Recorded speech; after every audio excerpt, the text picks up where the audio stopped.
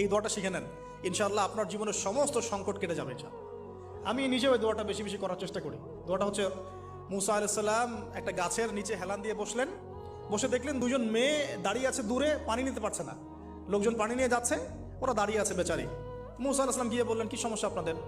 তারা বললেন যে আমাদের বাবা অনেক বৃদ্ধ মানুষ, আমরা পানি নিতে পারি না যতক্ষণ না আমাদের কম পানি নিয়ে চলে যায়।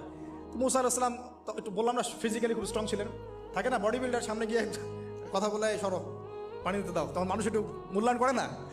তো মুসা আলাইহিস সালাম এভাবে পানি নিয়ে দিলেন এবং বাছুরদেরকে পানি পান করালেন, করিয়ে গাছের নিচে এসে বসে আছেন।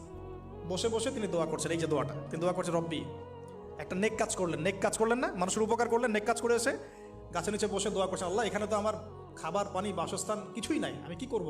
রব্বি ইন্নি লিমা আনজালতা ইলাইয়া মিন খায়রিন ফাকির, রব্বি ইন্নি লিমা আনজালতা ইলাইয়া মিন খায়রিন ফাকির।